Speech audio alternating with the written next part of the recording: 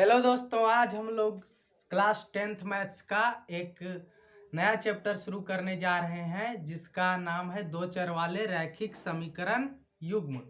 जिसमें हम लोग दो चर वाले रैखिक समीकरण युग्म को प्रतिस्थापन विधि से हल करना सीखेंगे।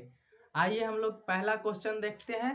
पहला क्वेश्चन दिया गया है x प्लस वाई बराबर 14 और दूसरा समीकरण हम लोग को दिया गया है x माइनस वाई बराबर 4। आइए हम लोग इसको बहुत ही आसान तरीके से सॉल्व करने का प्रयास करते हैं। किसी भी हिसाब को बनाने से पहले हल लिखना चाहिए, तो हल लिख लेते हैं। हल हो गया, उसके बाद लिखना है कि दिया गया है। उसके बाद क्या लिखना है? दिया गया है। क्या दिया गया है? समीकरण, पहला समीकरण दिया गया है x प्लस वाई बराबर 14। इसको समीकरण 1 नाम दे देंगे, यह समीकरण 1 हो गया। और दूसरा समीकरण है x माइनस, दूसरा हमें दिया गया है x माइनस वाई बराबर 4। लेकिन इसको समीकरण 2 नहीं मानना है, इसमें किसी एक चर का मान निकाल लेना है। एक चाहे x का मान निकालेंगे और चाहे y का मान निकालेंगे और फिर उसको समीकरण 2 मान लेंगे। तो यहाँ पर हम लोग क्या काम करते हैं, x का मान निकालना आसान है, x का मान निकाल लेते हैं। तो x का मान कितना आएगा? माइनस वाई बराबर के उधर जाएगा तो क्या हो जाएगा? 4 प्लस वाई हो जाएगा। तो x का मान हमें यहाँ से मिल गया x बराबर 4 प्लस वाई, जिसको हम लोग समीकरण 2 मानेंगे। यह समीकरण 2 हो गया। और क्या काम करना है? समीकरण 2 से समीकरण 1 में क्या काम करना है? मान रख देना है।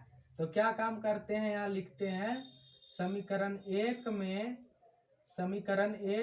समीकरण 2 से समीकरण 2 से क्या करने पर? मान रखने पर क्या कर देंगे? मान रख देंगे। किसका मान रख देंगे? x का मान रख देंगे। समीकरण 1 में रखा जा रहा है मान को, तो समीकरण 1 लिखना है। समीकरण 1 कितना है? x प्लस वाई बराबर 14।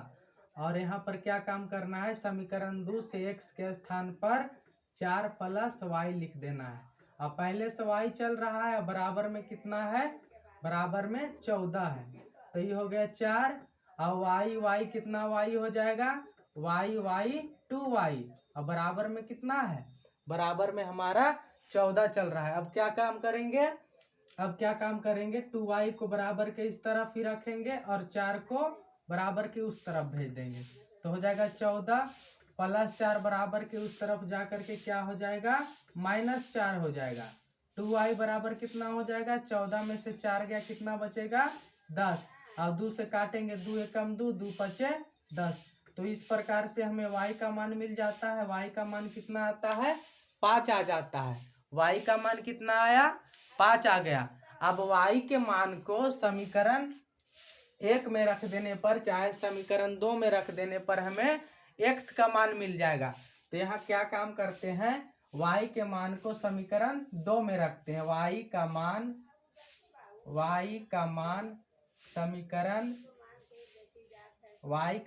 समीकरण 2 में रखने पर, y का मान किस में रखने पर? समीकरण 2 में रखने पर। अब समीकरण 2 में मान चूंकि रखा जा रहा है, इसीलिए समीकरण 2 को लिखना है। समीकरण 2 कितना है हमारा? x बराबर 4 प्लस वाई। तो यहाँ लिखते हैं x बराबर 4 जोड़ y। अब x लिखते जाना है। 4 प्लस y के स्थान पर कितना बैठाएंगे? चूंकि y का मान 5 आ चुका है, हमें पहले ज्ञात हो चुका है y बराबर 5 है, इसीलिए y के स्थान पर 5 रख देंगे।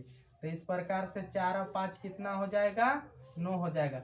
इस प्रकार से x का मान 9 हो जाएगा और y का मान 5 हो जाएगा। तो इस प्रकार से हमारा पहला प्रश्न सॉल्व हो गया, बहुत ही आसान तरीके से। आशा करता हूँ कि बहुत अच्छी तरीके से समझ में आया होगा। इस प्रकार से इस समीकरण का हल हो गया। x बराबर 9 और y बराबर 5।